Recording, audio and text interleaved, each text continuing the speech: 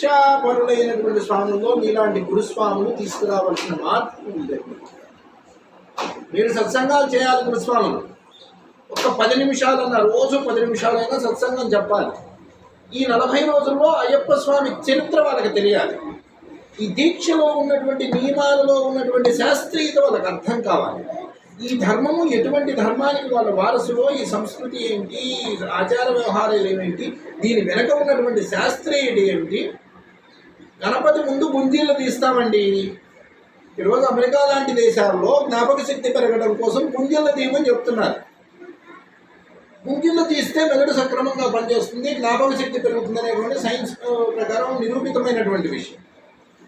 లేకపోతే వ్యాపం మీదో లేకపోతే పసుపు మీదో వాళ్ళు పేటెంట్ తీసుకోవాలని ఒక ప్రయత్నం చేశారు.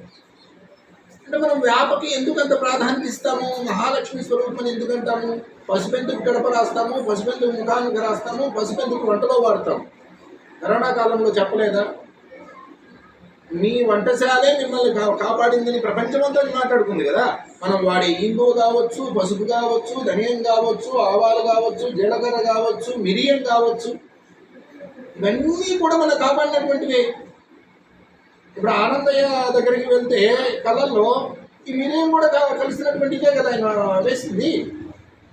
కాబట్టి ఇదంతా మన వాళ్ళకి తెలియదు విషయం. ఎవడు ఏం చెందితే అది ఉంటాడు. ఒకడు సరస్వతీదేవి గురించి కారుపోతలు చూస్తే నిజమైన అనుకుంటాడు. ఒకడు వెంకటేశ్వర స్వామి గురించి ఏదో మాట్లాడితే నిజమైన అనుకుంటాడు. ఒకడు బ్రహ్మంగారి గురించి ఏదో మాట్లాడితే అవును కదా అనుకుంటాడు. ఎందుకని మనం చెప్పలా.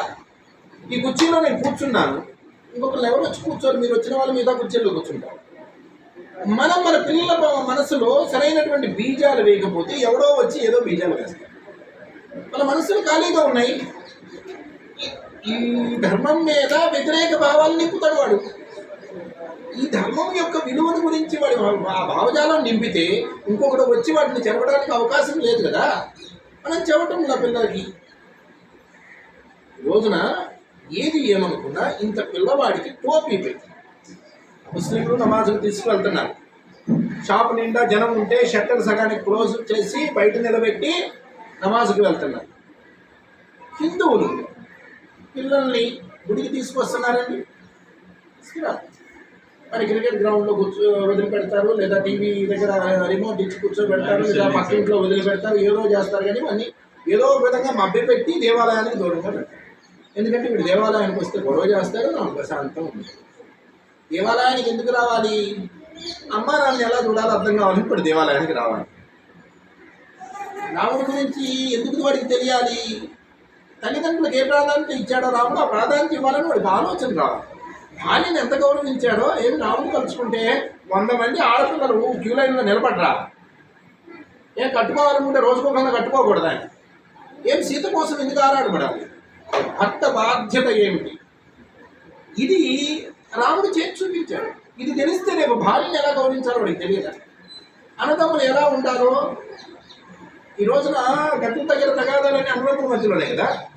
భారతదేశంలో మెట్రోపాలిటన్ సిటీస్లో అత్యధికం పెండింగ్లో ఉన్నటువంటి కేసులు ఏంటంటే విడాకుల కేసులు. చెన్నై తీసుకోండి, బెంగళూరు తీసుకోండి, హైదరాబాద్ తీసుకోండి, సుమారుగా 10,000 పైన విడాకుల కేసులు పెండింగ్లో ఉన్నాయి.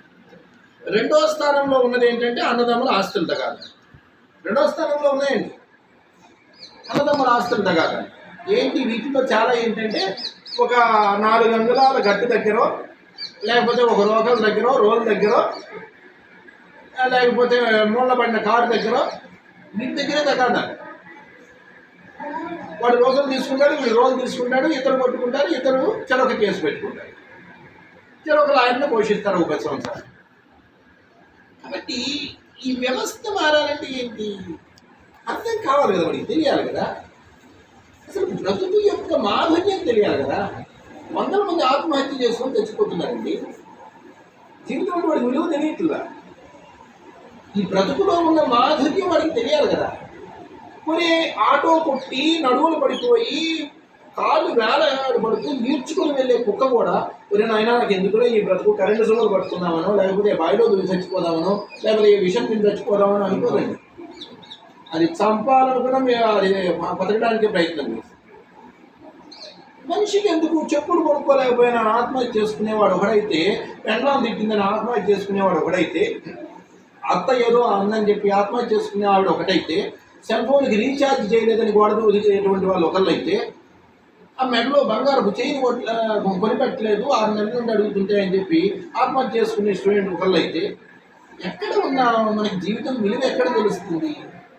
ఎందుకు తెలియట్లా? చెప్పాలి పిల్లలకి చెప్పాలి కదా, జీవితం మాధుర్యం చెప్పాలి కదా. ఒరే నాయన ఏమి చేసైనా బ్రతకాలరా అంటుంది. హత్య కంటే ఆత్మహత్య అనేటువంటిది పెద్ద పాపము అని చెప్తుంది హిందువులు. ఒక హత్య కంటే ఆత్మహత్య మహాపాపం అని చెప్తుంది. 100,000 ఆత్మహత్యలు జరుగుతున్నాయి. ప్రతివాడు చిన్న చిన్న విషయాలు జీవన మాధుర్యం తెలియాలి. అంటే ఒక సీసాలో ఉన్న రుచి ఆ సీసాని అవతలం నెట్టడంలో అంతకు మించిన ఆనందం ఉందరా? నీ కుటుంబ సభ్యుల నలుగురి ముఖాలలో వెలిగేటువంటి వెలుగు అంతకంటే ఎక్కువ కిక్కిస్తుందని వీడికి ఎప్పుడు అర్థం కావాలి? అర్థం కాదు. చెబితే అర్థమవుతుంది. చైన్ స్మోకర్స్ చాలామంది మన మఠంలోని ఈశ్వర్ రెడ్డి గారిని, మన డివోటి, ఆయన చైన్ స్మోకర్. ఎప్పుడు ఒక కట్టు ఉండాల్సిందే, ఇది అయిపోయేసరికి ఇది వెలగాలి, ఇది అయిపోయేసరికి ఇది వెలగాలి. దీక్ష తీసుకుంటున్నాడు. వాళ్ళ చిన్నమ్మాయి అడిగిందంట, నాన్న నువ్వు అందరిలాగా దీక్ష తీసుకుంటున్నావు, నువ్వు ఇప్పుడు సిగరెట్ తాగుతావా దీక్షలో? తాగను. 40 రోజుల తర్వాత అప్పుడు ఆలోచన చేస్తావు. అట్లయితే నువ్వు తీసుకో. నువ్వు 40 రోజులు ఉన్నవాడివి, 41వ రోజు కావాలి అని అనుకుంటున్నావంటే నువ్వు 40